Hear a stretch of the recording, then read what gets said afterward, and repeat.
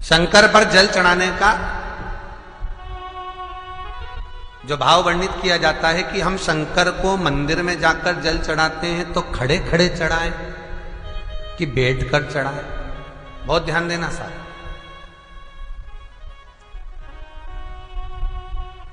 शंकर में मंदिर में जाकर हम भगवान शंकर को जल चढ़ाएं तो खड़े होकर चढ़ाएं कि बैठकर चढ़ाएं। अब दो तरह का शिवलिंग है मंदिरों में, दो तरह का शिवलिंग का निर्माण होता है, ठीक है। एक विष्णु शिवलिंग, एक शक्ति पार्वती शिवलिंग।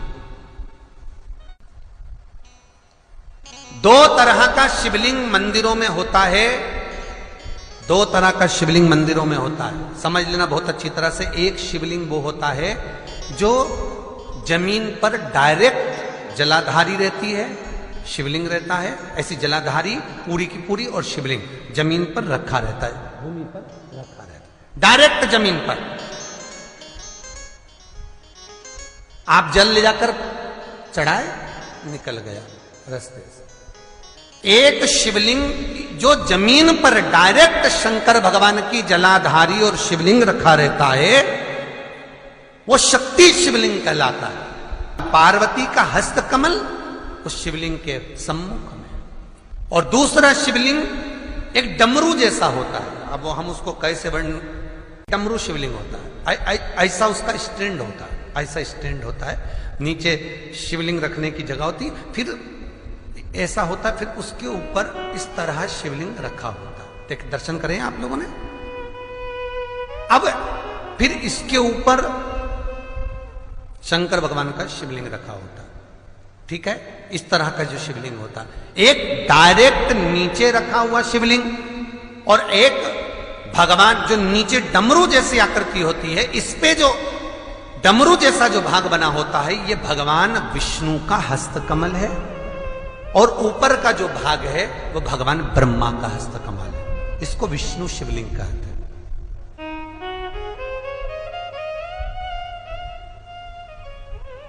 इसको हरीश्वर महादेव भी कहा जाता है। कौन सा महादेव कहते हैं? हरि सर्वेश्वर महादेव।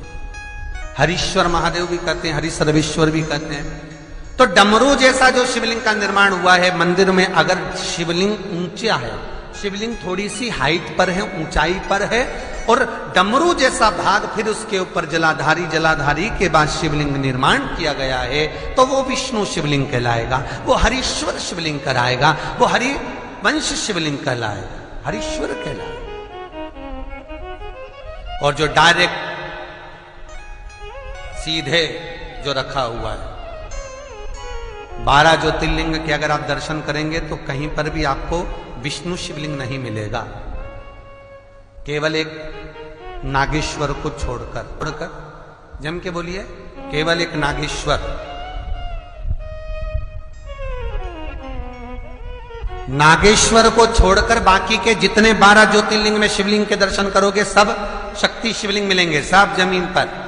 आप जितने भी देखेंगे, काशी का देखेंगे, महाकालेश्वर देखेंगे, तो डायरेक्ट जमीन पर जलाधारी बनी है महाकाल बाबा की, डायरेक्ट जमीन पर बनी है, कोई ऊंचाई नहीं है, डायरेक्ट जमीन पर फिर शिवलिंग है।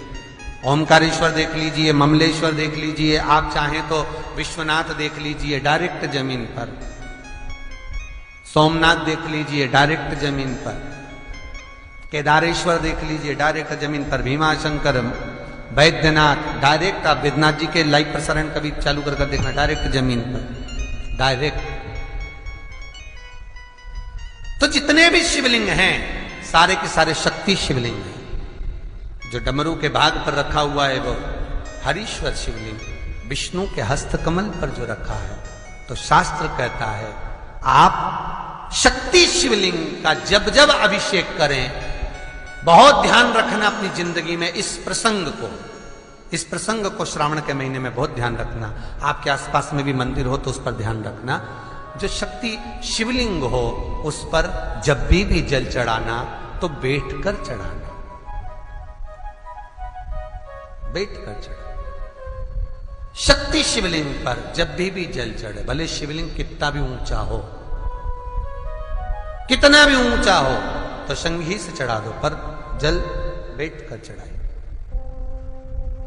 भले शिवलिंग ऊपर है, पूरा तरह से हाथ नहीं पहुंचा, जैसे सोमनाथ जी में अब शिवलिंग कितना बड़ा है, महाकालेश्वर का शिवलिंग कितना बड़ा है, तो उसको तो बैठकर स्नान नहीं करा सकते। भले शिवलिंग कितना भी ऊंचा हो, पर अगर भूमि टच है, शिवलिंग अगर भूमि टच है, शक्ति शिवलिंग है, तो भले आधा शिवलिंग नहाए, आधे पर पानी जाए, पर बैठकर ही स्नान कराया जाता है।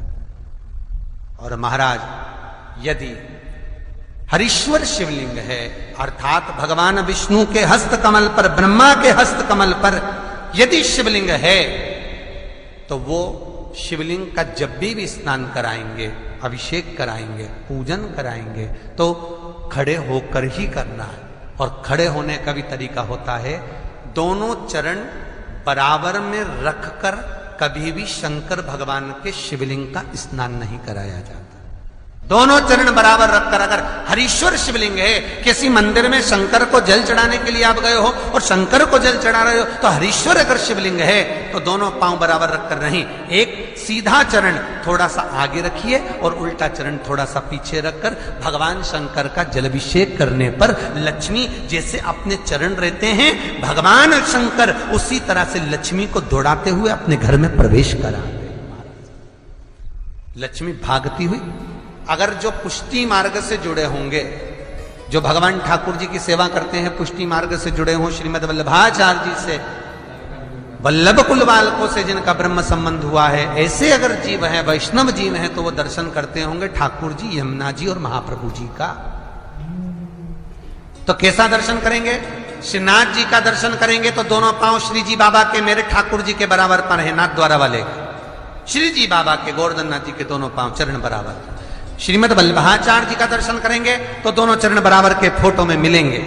पर यमुना जी का अगर आप दर्शन करेंगे, पटरानी यमुना जी का जब दर्शन करेंगे, तो यमुना जी का चित्र का दर्शन करेंगे तो यमुना हमेशा एक पांव यमुना जी का आगे मिलता है। क्यों? जो वैष्णव ठाकुर का दर्शन करे, श्रीमद वल्लभाचार्य जी के अनुसार भगवत चर्चा करे, उसके यहां यमुना भक्ति निरंतर प्रवेश करती जाए। इसलिए भागता हुआ चरण, दौड़ता,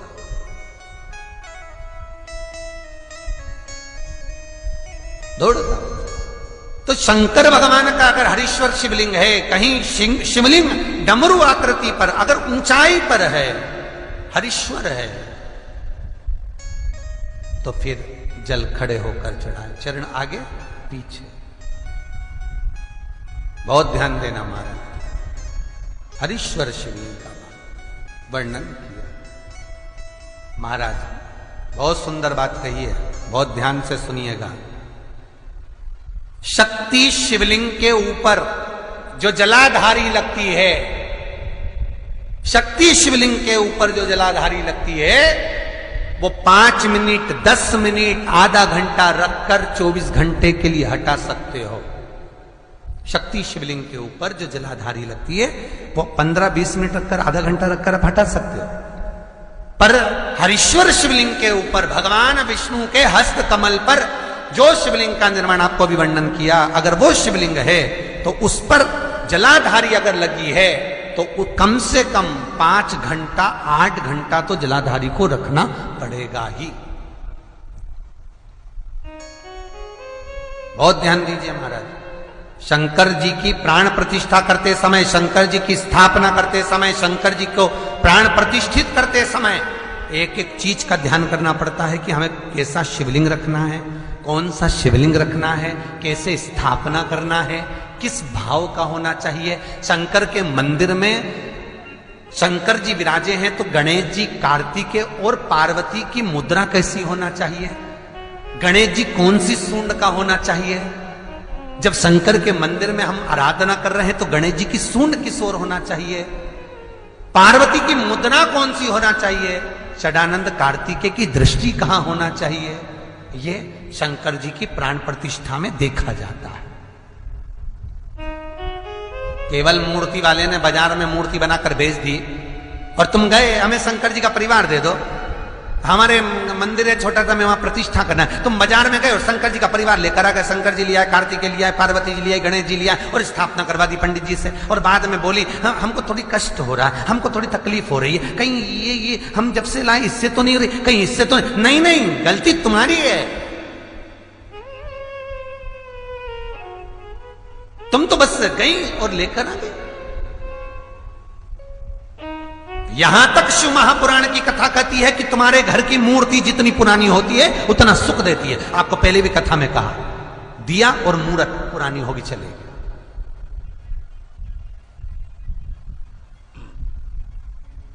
पुरानी